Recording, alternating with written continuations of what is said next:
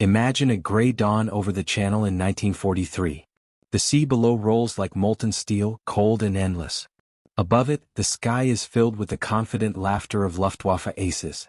To them, the Corsair, the so-called bent-wing bird, was nothing more than an awkward joke. Its inverted gull wings seemed ungainly, its long nose clumsy, and its early landing accidents turned it into the butt of hangar jokes across occupied Europe. German pilots, accustomed to the sleek menace of Messerschmitts and Focke-Wulfs, scoffed. "This bird will never fly against us," they sneered, as if history had already confirmed their invincibility. But history has a cruel way of mocking the mockers. From a distance, the Corsair looked like a strange silhouette against the horizon, almost prehistoric, like some bird that had escaped extinction. Yet, as it drew near, the sound told another story, a guttural roar from its Pratt & Whitney R2800 engine, shaking the cockpit frames of those who underestimated it. The Germans, who had laughed at its shape, would soon realize that laughter has no armor. Picture the moment of encounter. A Corsair dives from the clouds, the sunlight glinting off its blue fuselage, its 6.50 caliber Browning machine guns already spitting fire. In less than 3 seconds, that clumsy joke could chew through a formation, shredding fuselage and ego alike. The battlefield sky became a cruel stage where arrogance turned to shock in the blink of an eye. I want you to smell the cordite in the cockpit, feel the vibration of guns rattling through the pilot's bones, hear the desperate chatter of German radios crackling with disbelief. Was this das? The Corsair was no longer an accident-prone experiment. It was a predator, and its prey had been too busy laughing to notice the trap closing in. To me, this story is more than aviation history. It's a parable about overconfidence, how even the sharpest hunters can misjudge an opponent by focusing on appearances instead of power. The Corsair teaches us that ridicule can be the last sound heard before defeat. So let's dive deeper. Over the next hour, we'll uncover how this misunderstood warbird, once ridiculed, once doubted, swept across Europe and shattered the arrogance of Germany's best. We'll analyze its brutal firepower, dissect the battles where it proved itself, and hear the voices of men who flew it into history. Stay with me. If you've ever wondered how a machine once mocked as unfit became the nightmare of the Reich, this is your story. And if you want more untold war stories brought to life with cinematic detail and deep analysis, don't forget to subscribe, because this is only the beginning. The first time the F4U Corsair clawed into the skies, it looked less like a predator and more like an awkward experiment stitched together in a rush. Its bent gull wings, designed to accommodate a massive propeller without requiring absurdly long landing gear, were mocked as the clumsy gesture of engineers desperate to cheat physics. German pilots, listening to early Allied reports, dismissed it with the same arrogance that had carried them through the Battle of Britain. In their mess halls, they raised glasses of schnapps and joked, "Let the Americans send their crooked bird. We'll send it back to the sea." Yet the sea was exactly where the Corsair was born. Conceived as a carrier fighter, it initially stumbled in that role. Pilots cursed its long nose that blocked visibility on final approach. Deck landings ended in wreckage, oil, and sometimes fire. The Luftwaffe heard of these disasters and laughed even louder. To them, a fighter that could not even land properly was no fighter at all. But war has a cruel way of refining mistakes. By 1943, the Corsair had found its footing in the Solomon Islands. Though still awkward on carriers, Marine pilots discovered that on land bases, the bird became something else entirely. At high altitude, it was fast, faster than almost anything the Japanese could throw at it. Against the agile Zero, the Corsair was a sledgehammer, less nimble but devastating when flown with discipline. The lessons learned in the Pacific would later be carried to Europe, where Luftwaffe arrogance was still intact. Imagine a spring morning in occupied France. German aces patrolled the coastline in their Focke-Wulf 190s, their cockpits reeking faintly of fuel and tobacco. They carried the confidence of hunters who had never truly been hunted. The sky, to them, was a chessboard where they were always 2 moves ahead. Reports reached them of a new American fighter, but the description seemed laughable. A blue monstrosity with wings bent like a broken crossbow. They scoffed. To mock the Corsair was easy, to respect it would take blood. The first clashes came not in massed formations but in scattered duels. Over the Bay of Biscay, Allied patrols began using Corsairs in anti-submarine and escort missions. German pilots dove in with the eagerness of men expecting an easy kill. Instead, they found themselves locked against a machine that could climb like a devil and dive like a hawk. The Corsair's massive engine hurled it forward with brutal torque, and in a head-on pass its 6.50 caliber guns spat fire dense enough to saw through aluminum and flesh. Survivors returned shaken, speaking of a monster that should not have flown but somehow did, and killed. By 1944, as the Allies pushed deeper into Europe, Corsairs were increasingly used in ground attack roles. Their speed and ruggedness allowed them to dive against rail yards, convoys and fortified positions. German soldiers on the ground learned to dread the screaming whistle of its dive, a sound that often preceded destruction. Pilots who had once jeered at the U.S. mistake began to murmur about its savagery. One Luftwaffe veteran later admitted in his memoir that the Corsair's silhouette, once comic, came to symbolize impending defeat. Yet arrogance dies hard. Even after brutal encounters, some German flyers insisted that the Corsair was still inferior in turn fighting. They clung to technicalities as if statistics could protect them. But numbers on paper meant little when tracers tore across your canopy.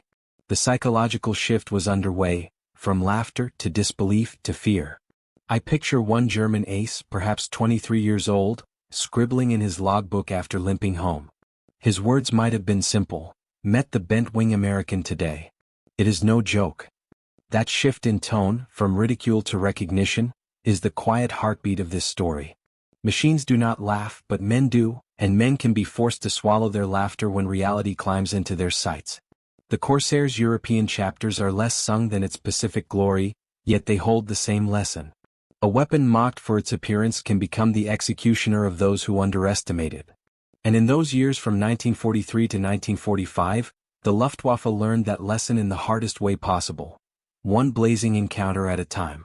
The summer of 1944 brought with it a storm that no German pilot could laugh away.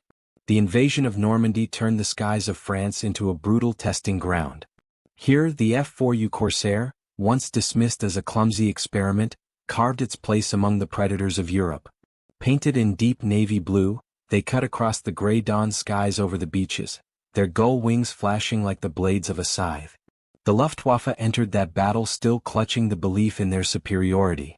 They had faced Spitfires, Thunderbolts, and Mustangs, and though battered, they still considered themselves masters of aerial chess. But the Corsair was different. It was not just a dogfighter, it was a hammer built to smash. Its pilots flew not with the elegance of duelists but with the ruthless certainty of executioners. Picture the morning of June 7, 1944. A formation of Focke-Wulf 190s darted in to strike Allied shipping off the coast. Out of the clouds came the bent-winged machines, diving with the fury of hawks. One Corsair fired a 3-second burst, nearly 100 rounds ripped into the German leader's fuselage. The 190 disintegrated, trailing fire into the sea. The German wingman, expecting a duel of maneuvers, found instead a storm of firepower that shredded his illusions. By mid-June, German ground troops had a new nickname for the Corsair, Der Blaue Tod, the Blue Death. They had learned what the Japanese already knew in the Pacific, that the Corsair could take punishment, return fire with savage efficiency, and vanish before retaliation.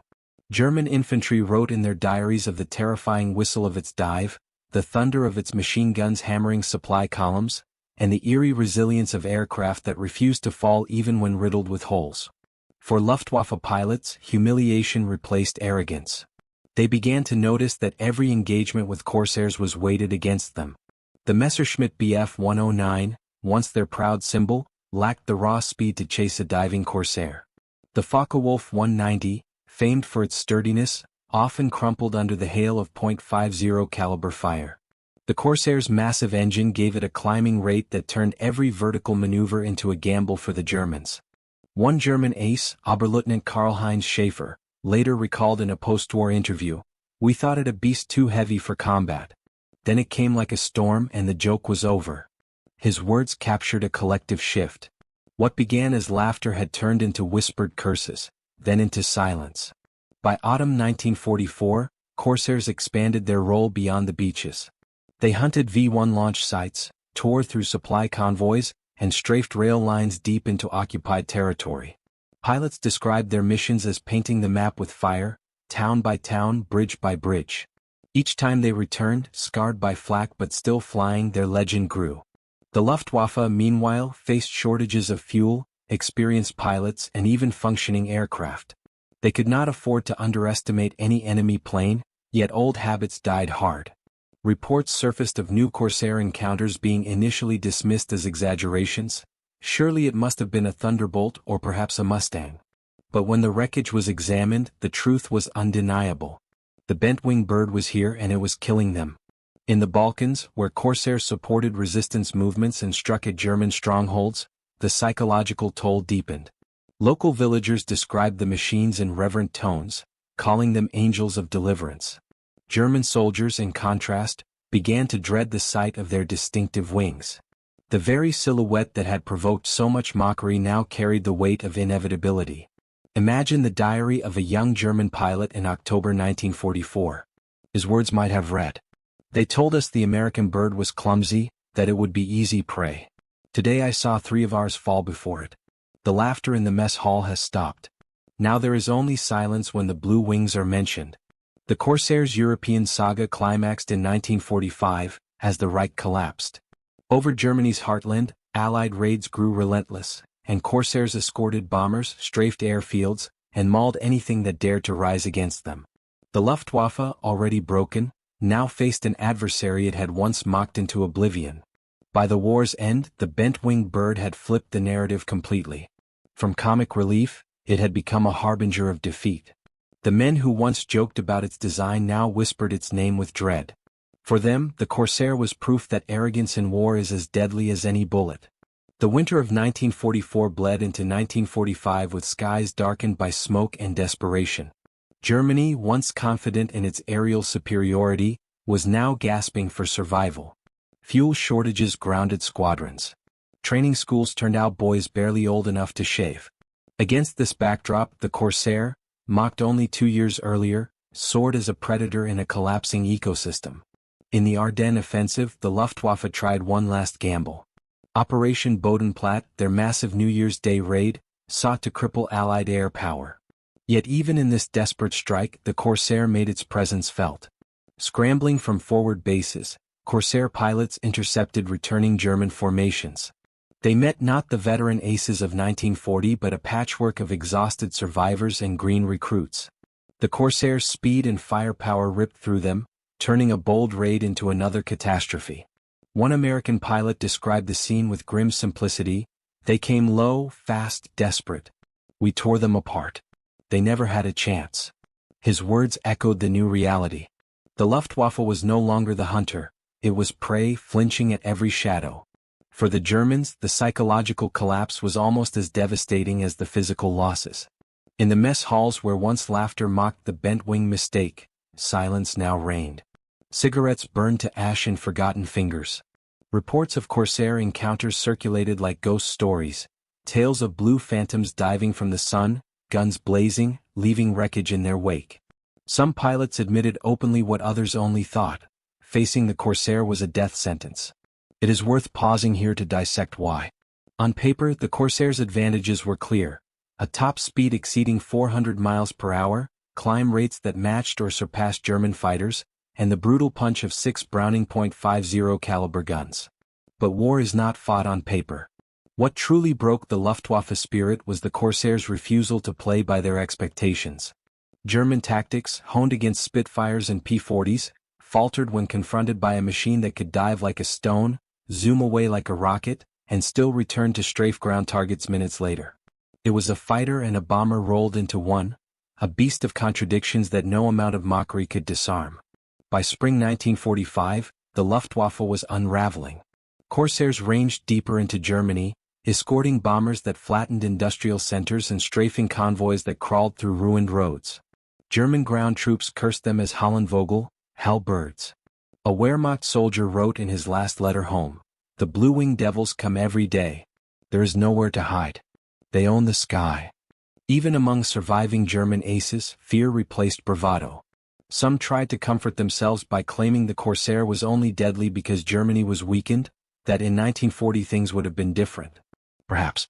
Yet such rationalizations were hollow when their comrades burned on the tarmac, when their own planes struggled to take off before Corsair struck again. Imagine a young pilot, barely 20, climbing into his Bf-109 on a crisp April morning.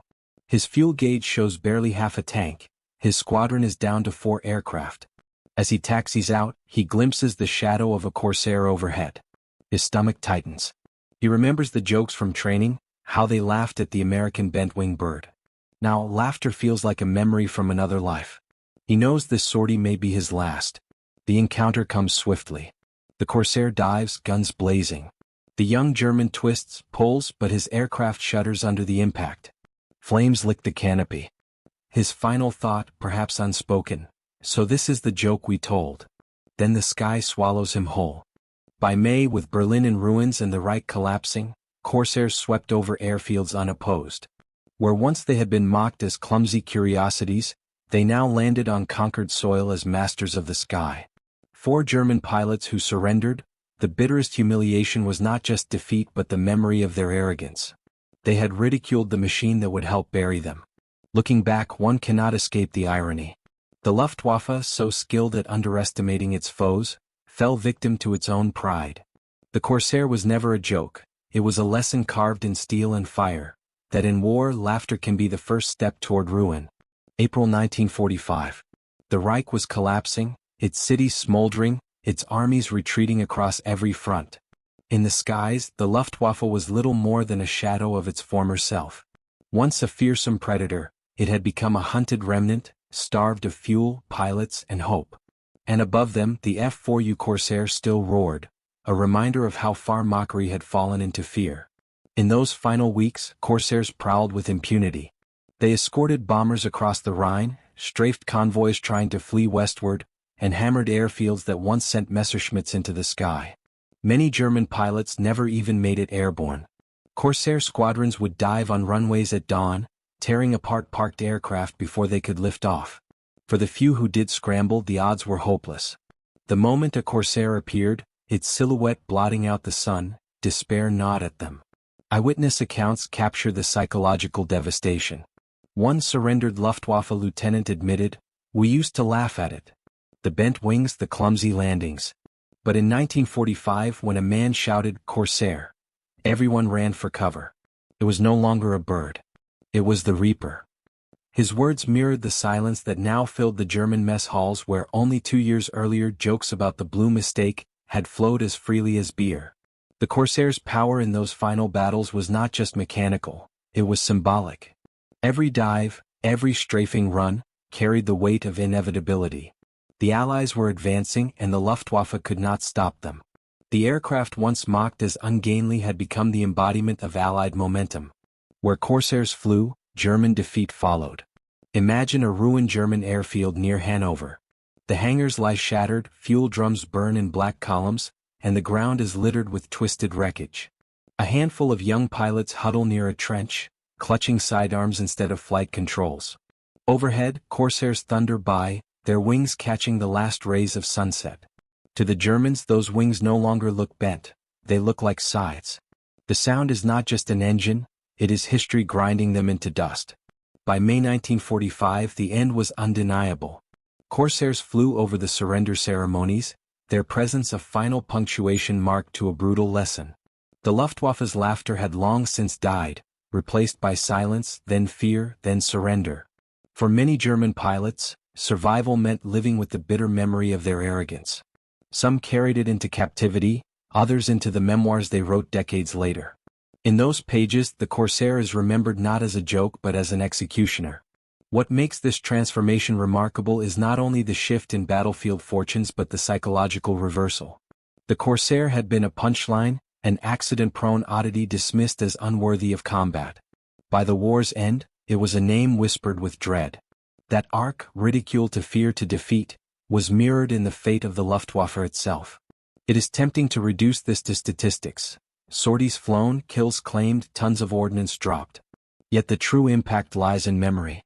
The Corsair became a symbol of misjudgment, of what happens when arrogance blinds even skilled warriors. German pilots who survived often admitted that underestimating the Corsair was their first mistake, and their last chance to laugh. The end of the war did not end the Corsair's story. It would fight in Korea and beyond, earning new scars and new respect. But its European chapter closed in 1945, over ruined airfields and shattered Reich defenses. There, it left behind not only wreckage but a lesson etched into the minds of its enemies. Appearances deceive and ridicule can be fatal.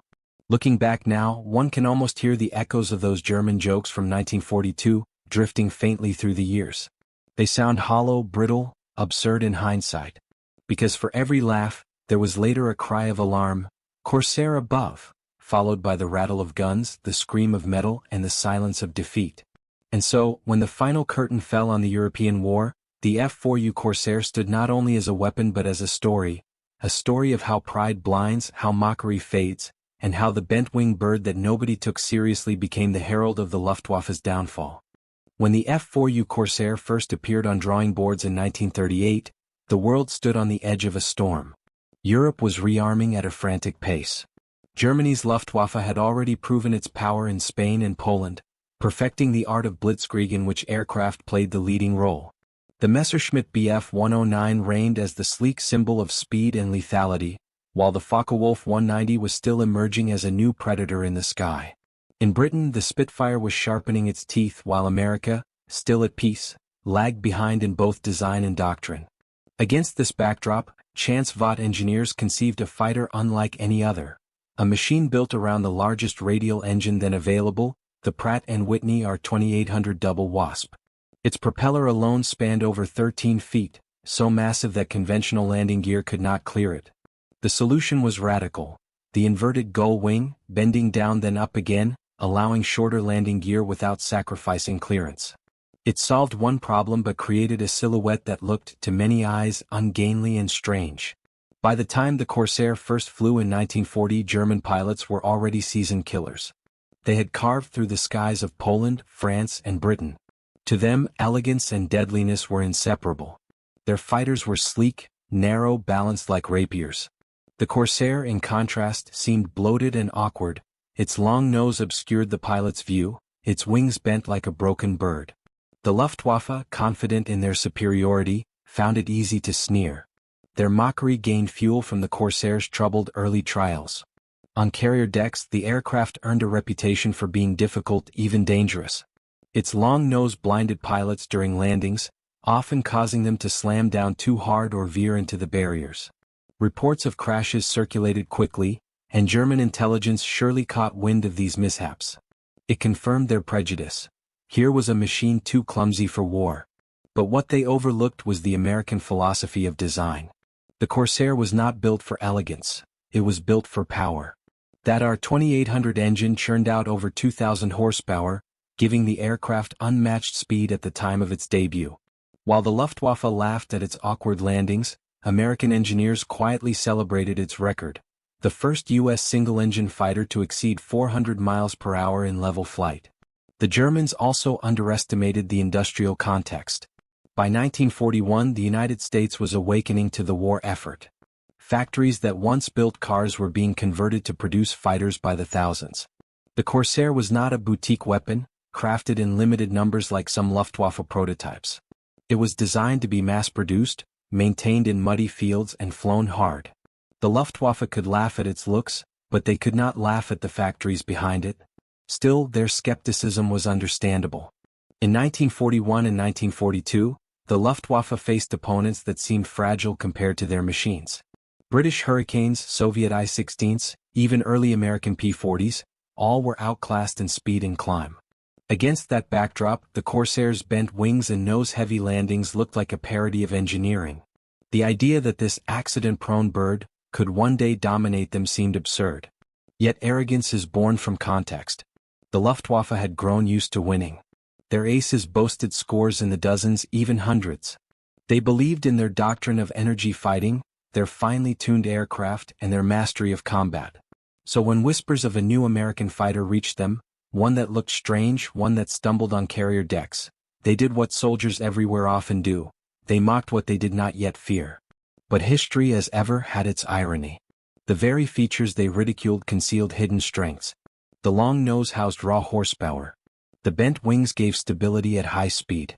The rugged construction made the Corsair resistant to punishment. And when finally unleashed in numbers, those mocked attributes became the very reasons German pilots cursed the name Corsair. In hindsight, the laughter of Luftwaffe aces was not stupidity, it was human nature. They judged what they saw, and what they saw looked wrong. They had no reason in 1941 to imagine that this bent-wing brute would one day roar over Europe, its guns blazing, its reputation transformed from joke to terror. The stage was thus set: an arrogant Luftwaffe, accustomed to supremacy, and a misunderstood American fighter, dismissed before it ever fired a shot. That tension, the sneer before the storm, defines the Corsair's European story. It explains why German pilots laughed, and why those laughs would one day turn to silence. The Corsair's story begins not with elegance but with audacity. American engineers took the largest radial engine they could find, the Pratt & Whitney R2800 Double Wasp, a beast of 18 cylinders, and decided to build an aircraft around it. That engine produced more than 2,000 horsepower, nearly half again as much as what the Luftwaffe's Messerschmitt Bf 109 carried under its sleek nose. Imagine two prize fighters, one wiry and precise, the other broad-shouldered with raw muscle. The Luftwaffe laughed at the brute's stance, but in a clinch, brute strength matters more. In 1942, German aces sat smugly in their cockpits, flying machines like the Bf 109G, powered by the Daimler-Benz 605 with about 1,475 horsepower. To them it was a rapier, thin, balanced, lethal in a duel. They looked at reports of the Corsair and saw not a rapier but a club. The gull-shaped wings appeared clumsy, and landing accidents confirmed their prejudice. They mocked it, certain no club could best their blade. Yet those bent wings, so ridiculed, hid an aerodynamic advantage. By angling down and back up, they reduced drag at the wing root and allowed shorter landing gear without forcing absurd proportions. What looked awkward was, in fact, clever engineering. The comparison grew sharper when the Corsair faced Germany's rugged Focke-Wulf 190A. That aircraft's BMW 801 engine delivered about 1,700 horsepower. Impressive, but still outpaced by the Corsair's storm of horsepower. At sea level the two might seem evenly matched, but as the fight climbed higher, the American's engine kept delivering, while the German machine began to gasp. It was like watching two runners on a hill, one strong at the base, the other pulling away as the incline grew steeper. And then came firepower. Luftwaffe fighters typically carried a mix of 7.92 mm machine guns and 20 mm cannons. Their bursts were like daggers, short, precise, devastating if they struck. But ammunition was limited. A Bf 109 pilot might have only seconds of effective cannon fire before running dry. The Corsair answered differently: 6 Browning .50 caliber machine guns, each with hundreds of rounds. In 3 seconds, it could throw nearly 100 armor-piercing slugs into the air. Not a dagger but a storm. In a head-on pass, the German pilot needed one perfect strike. The Corsair pilot could afford to hold the trigger and let the storm find its mark. Speed told the same story. A Bf 109G could reach close to 398 miles per hour in level flight. The FW-190A pushed past 400, as did the British Spitfire Mk9. The Mustang with its Rolls-Royce Merlin would later exceed 430. But the Corsair stunned observers by clocking 446 miles per hour, faster than any single-engine fighter of its time. It was the first American warplane to break 400 in level flight, and it did so while still carrying the stigma of being too clumsy for combat. To the Luftwaffe, speed had always been a point of pride. Now their pride was being matched and surpassed by the very machine they had mocked. Even the cockpit reflected this contradiction. At first, its long nose blocked the forward view, earning curses from rookie pilots and jeers from German intelligence reports. But once improved with a raised seat and bubble canopy, it gave wide arcs of visibility. And the airframe itself, thick, rugged, brutally strong, could take punishment that German fighters could not. Pilots recalled bringing Corsairs home with wings riddled like sieves, oil streaming from punctured lines, holes punched through the fuselage. German aircraft, built for lightness and grace, often disintegrated after fewer hits. The Corsair, ugly as it was, had the stubbornness of a prize bull refusing to fall. So when German aces laughed in 1941, it was not blind stupidity, it was the arrogance of men who saw only the surface. They saw a bent wing and assumed weakness. They saw awkward landings and mistook them for fatal flaws. They never imagined that inside the brute frame was speed greater than their Spitfire adversaries, horsepower that dwarfed their Messerschmitts, endurance that mocked their fragile cannons, and firepower that turned duels into massacres. The irony is almost Shakespearean. What they dismissed as a lumbering joke was in fact a war hammer. And when the hammer fell, fast, loud, unstoppable, no amount of elegance or laughter could soften the blow. If speed and firepower made the Corsair a terror in the skies, its ability to dive sealed its reputation. German pilots were used to dictating combat with altitude. The Bf-109 excelled in climbing and then swooping down for quick strikes. The FW-192 was a master of hit-and-run tactics. But when Corsairs entered the picture, the Luftwaffe found themselves shocked. That bent-wing brute could dive faster than either of their trusted machines, and, more importantly, it held together under stresses that tore others apart. Think of it this way: the Bf-109, with its slender frame, was like a duelist's foil. Elegant, precise but fragile if bent too far. The Corsair was a blacksmith's hammer, forged thick enough to withstand blows. Pilots recalled diving at near 600 miles per hour, their controls stiff but still responsive, while their German pursuers struggled to match the descent. If a Luftwaffe ace tried to follow, his aircraft often shuddered, threatening to tear apart under the strain. The hammer once again beat the rapier not with finesse but with resilience. This resilience showed itself not only in dives but in survivability. German fighters were built with the assumption that speed and maneuverability would prevent most damage. Yet by 1944, Allied skies were filled with flak, tracer fire, and massed engagements. Survivability mattered.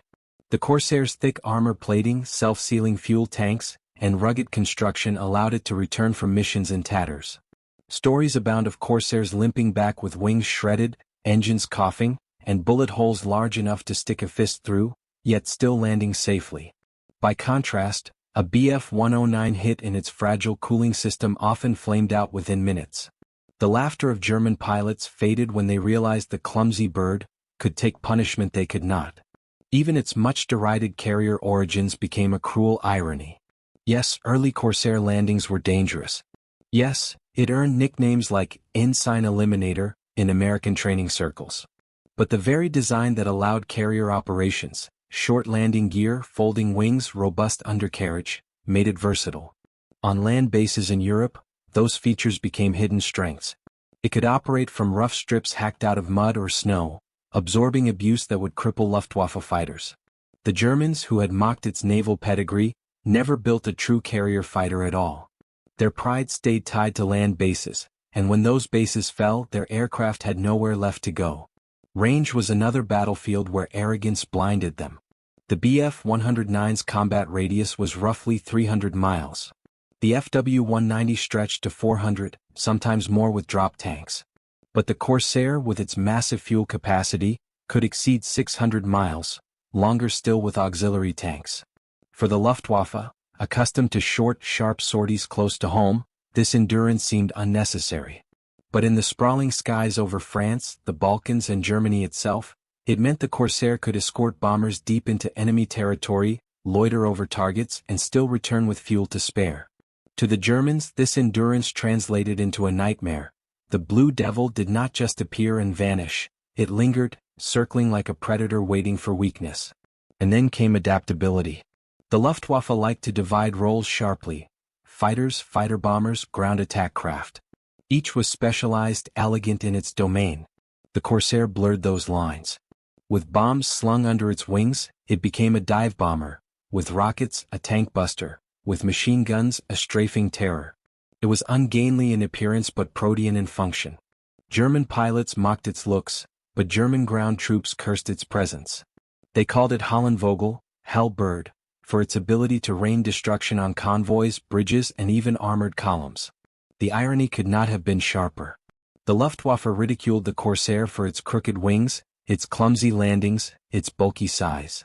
Yet those crooked wings gave it stability, those clumsy landings hardened it for rough fields, and that bulk carried the fuel and firepower that let it dominate.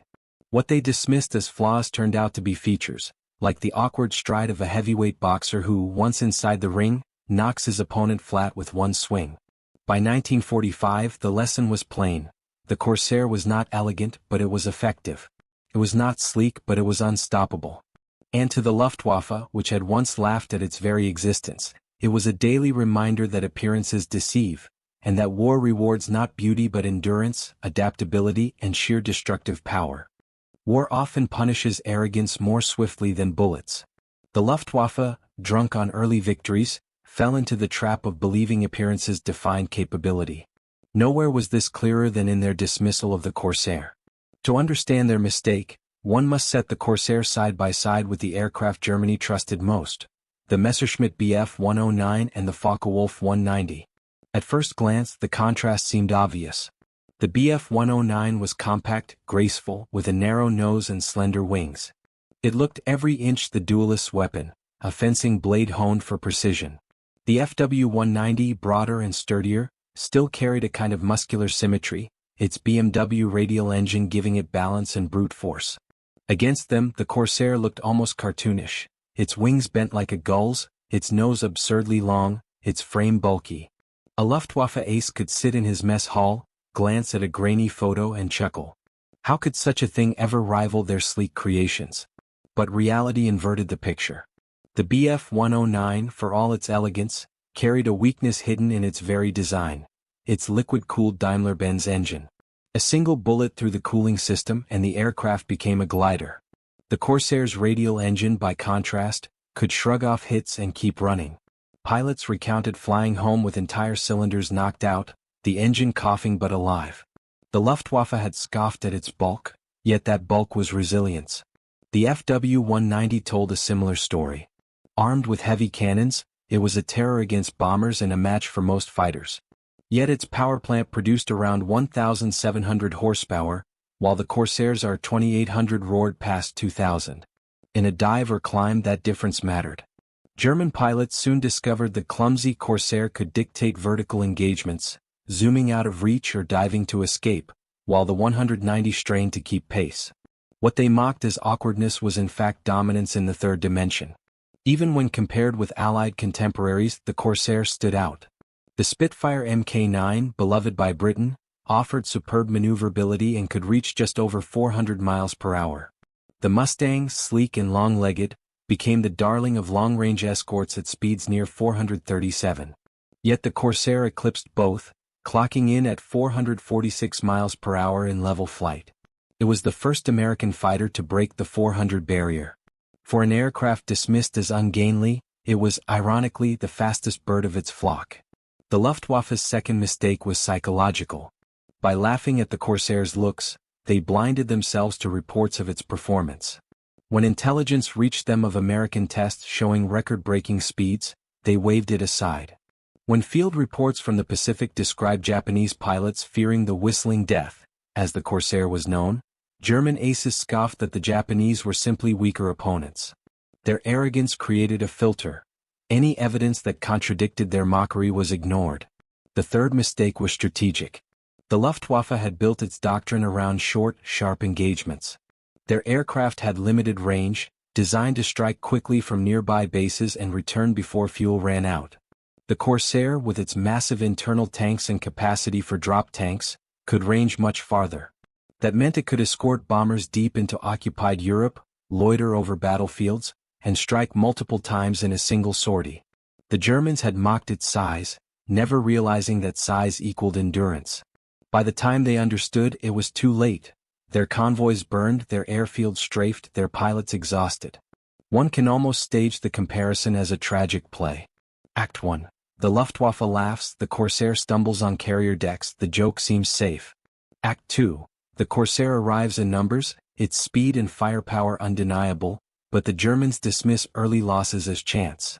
Act 3. The battlefield shifts, Normandy, the Balkans, the Rhine, and suddenly the clumsy bird circles overhead, unshakable, unavoidable. The final act is silence, broken only by the rattle of its 6 machine guns.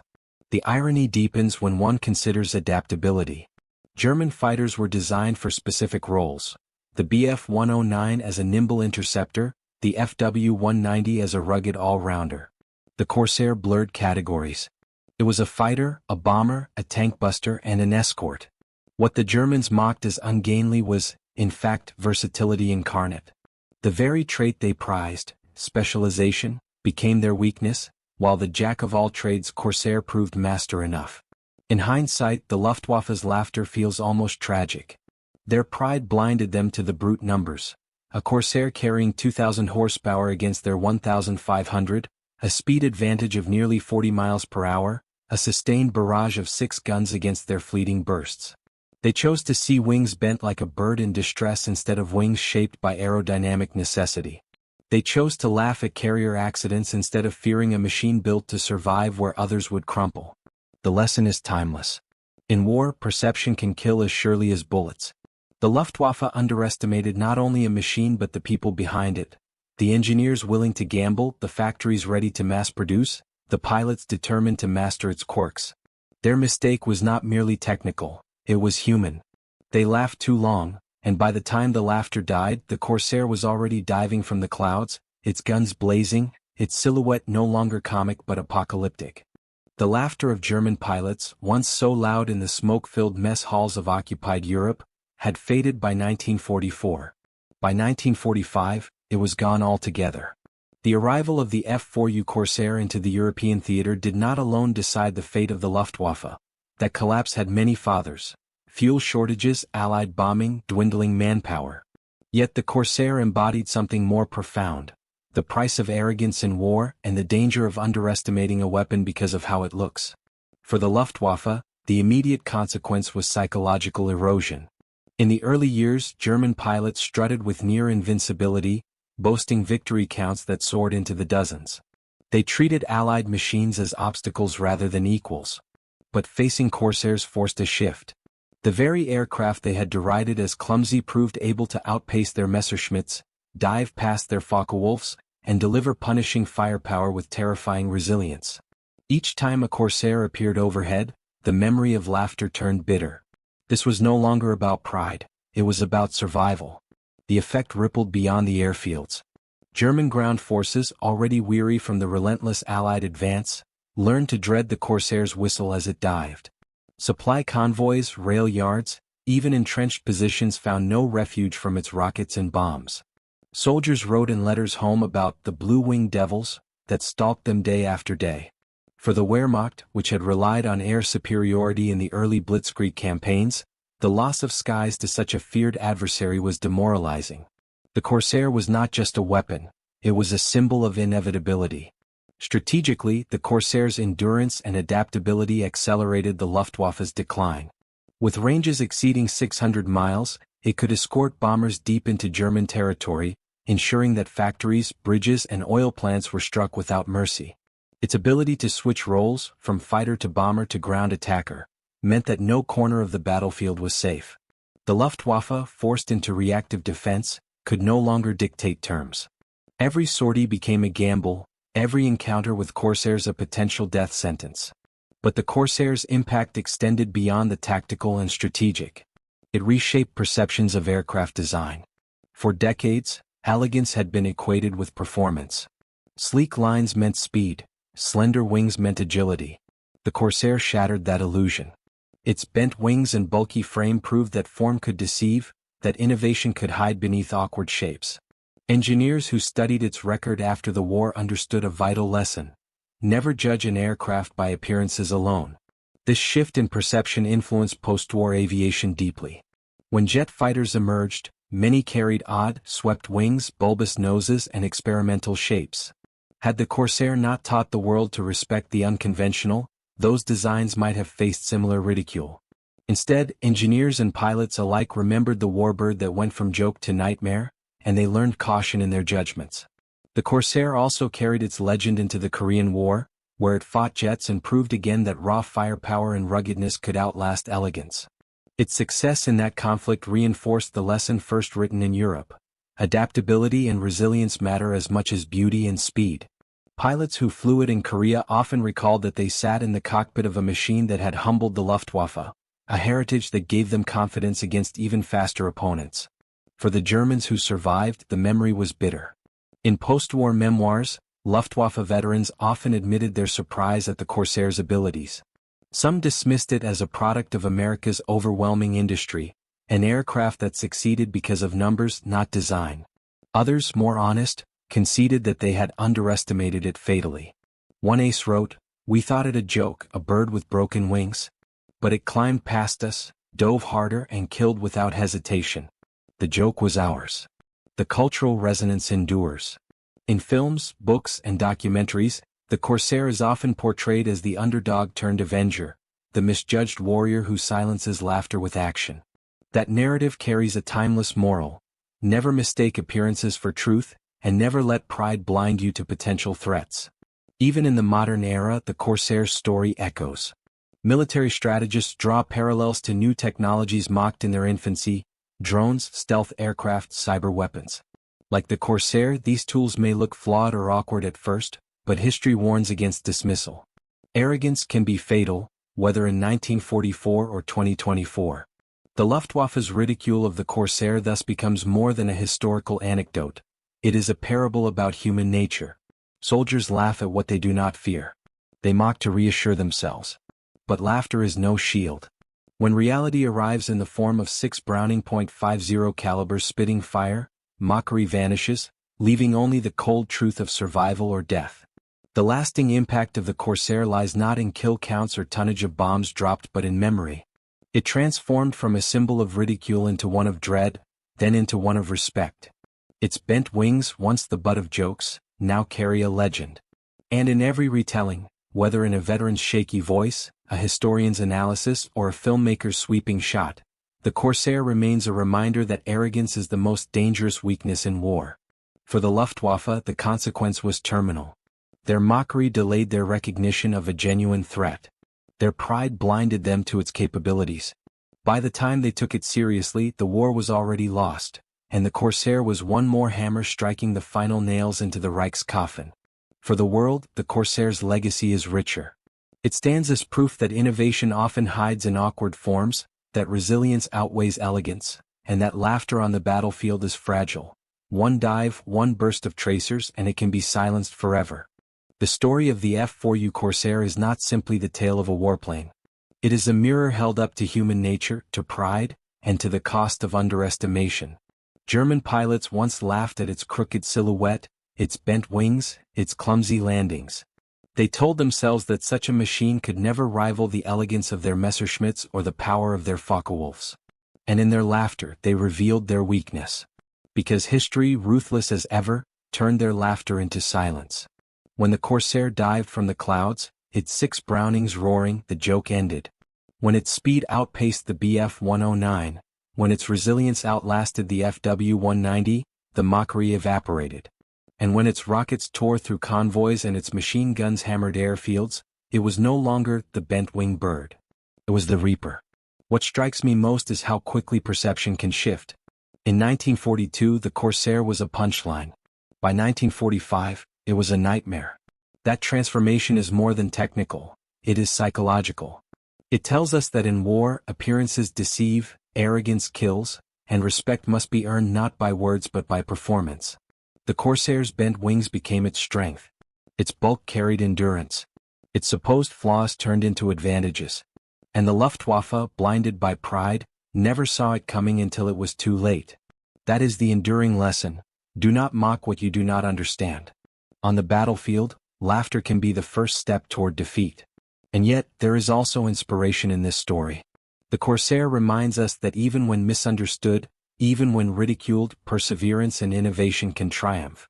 It teaches us that greatness does not always wear a beautiful face. Sometimes, it wears bent wings and a long nose. Sometimes, the strangest shape in the sky becomes the deadliest. As we close this chapter, I ask you to imagine one final scene. A German ace, once so confident, scribbling in his logbook after a narrow escape. His hand trembles and his words are simple: "Met the American today." It is no joke. That, more than any statistic, captures the Corsair's legacy. And now I turn to you. If you found yourself drawn into this story, if you could smell the oil, hear the guns, and feel the weight of arrogance turning into fear, then stay with us. Because this is only one chapter in the vast, untold library of aviation history. There are more warbuds to explore, more forgotten battles to illuminate, more lessons to draw from the smoke and fire of the past. So subscribe to this channel. Join me as we continue to uncover the machines and the men who shaped the 20th century. Share this video with others who love history, who value the stories hidden beneath the surface, who understand that the past is not dead, It speaks if we are willing to listen. The Corsair's story warns us that pride falls swiftly, but it also reminds us that innovation rises even from ridicule. That is why history matters. That is why we tell these stories. And that is why you should stay with us, because the skies are full of lessons and we are only beginning.